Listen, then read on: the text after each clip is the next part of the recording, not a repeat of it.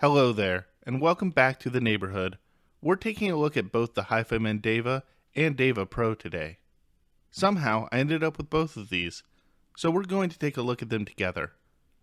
Let's get into it.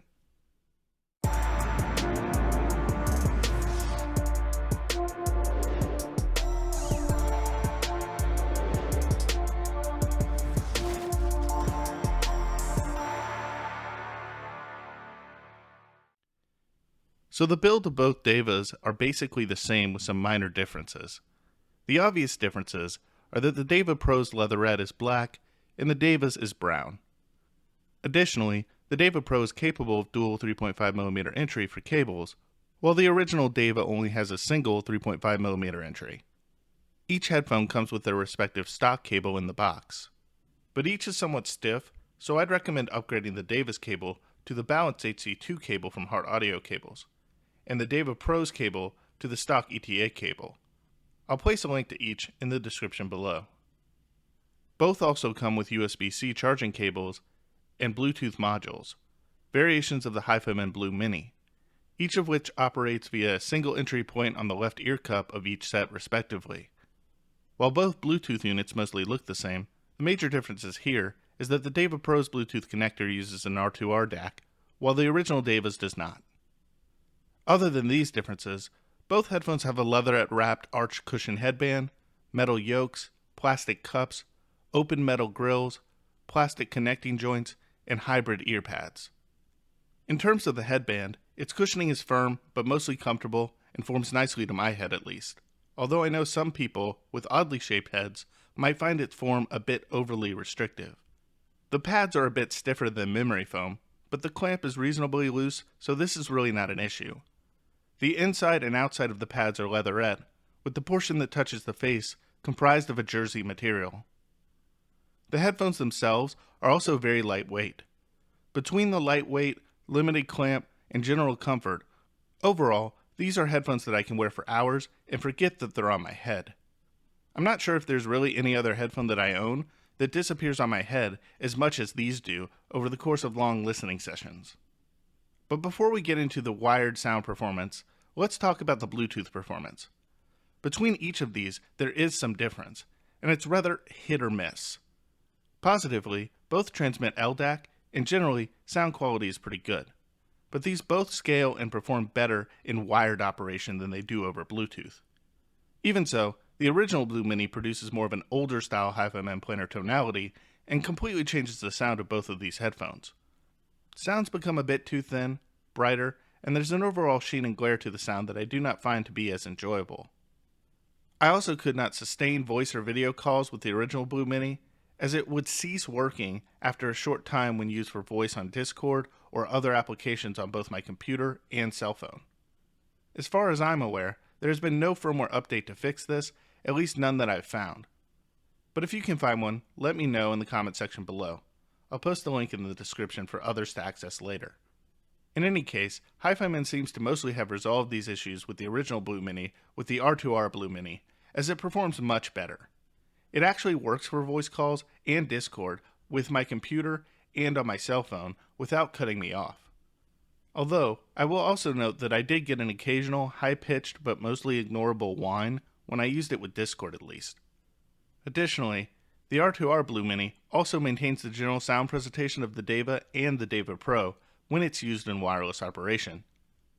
So let's talk about wired and general sound performance of both headphones then, and compare the Deva with the Deva Pro. For this review, we'll kind of do it a bit backwards and do the comparison first. This is because, largely speaking, these two headphones are nearly identical in their acoustic performance and sound really close to one another overall. So close, in fact, that I think in a blind test, most untrained listeners would not be able to differentiate between the two. But regarding the differences, I'll do my best to describe them here. The Deva Pro in general sounds a bit more hi-fi. It has more of a leading edge and has a bit more clarity and notable better transients. While this sound is technically better, I'm actually surprised that I prefer the original Deva between the two. The original Deva is slightly more analog, a wee bit warmer, a hint fuller, and possesses slightly better timbre and has a more euphonic quality to it than the Deva Pro does. I also find that the Deva seems to scale a bit better than the Pro. So because neither of them is in-game in terms of their level of resolve, I tend to look at each of them as being more capable, casual listening cans. As such, I mostly find myself picking up the original Deva, mostly for enjoyability between the two. It's just more of an easy listen, and my brain seems to just accept its sound delivery more. But your mileage may vary. In fact, the original Deva is no longer readily available, so since the differences are extremely minor, I wouldn't use these differences as an excuse not to pick up the Deva Pro, especially since it comes along with a better version of the Bluetooth Mini, with its R2R DAC. But for the rest of this review, we'll focus on the collective and shared acoustic outcomes between the two sets. General timbre is relatively neutral. In fact, I think this is one of the Deva's biggest strengths.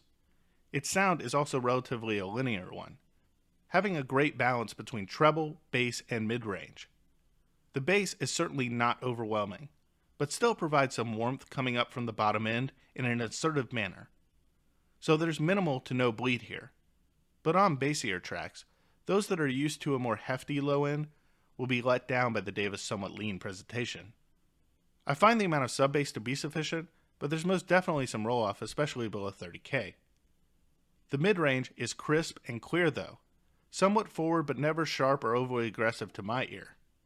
The treble mostly keeps up with the mid-range, and the extension it exhibits is good, providing a decent sense of air without any noticeable harshness or sibilance beyond what I imagine is already present in the track. While this may not be a headphone whose tuning is specifically aimed at vocal lovers, both male and female vocalists are generally depicted as slightly forward with good separation from the rest of the mix. Peripheral vocals also stand out as clear and as precise as other singings. I also never felt the Deva to be shouty, even on leaner and brighter sources. So the Deva is a decently mid-forward linear sound that will surely appeal to those that are tired of traditionally V-shaped planar magnetic offerings. The soundstage isn't really anything to write home about, but it is above average in its size and its scope, and it possesses decent technicalities within it. Separation was notably good for a headphone in this price range, and instrument distinctiveness was good enough to assist with its general pleasant and accurate timbre. Sonics never really felt lost or overly cluttered with the Deva, even on busier tracks. The depth and dimensional nature of the sound is only about average though.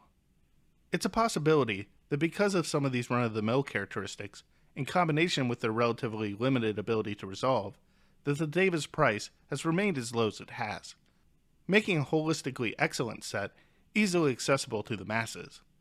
Still, the Deva is somewhat of a niche headphone too, as it's an open back with Bluetooth capabilities. One would think that a closed back build would lend itself more to Bluetooth than an open back one, as in most situations during which one would use Bluetooth, they wouldn't likely want to hear outside noises, and at the same time, wouldn't likely want to project outside noises to the world either. Additionally, I'd really only recommend using the Deva via its Bluetooth connection in a situation where the use of a cable would be inopportune, as each Deva performs better wired than non-wired when properly amplified, that is. With that said, the Deva's price and versatility makes it an attractive offering both to first-time head-fi buyers and to seasoned audiophiles who are looking for a good-sounding open-back headphone with Bluetooth and wired capabilities.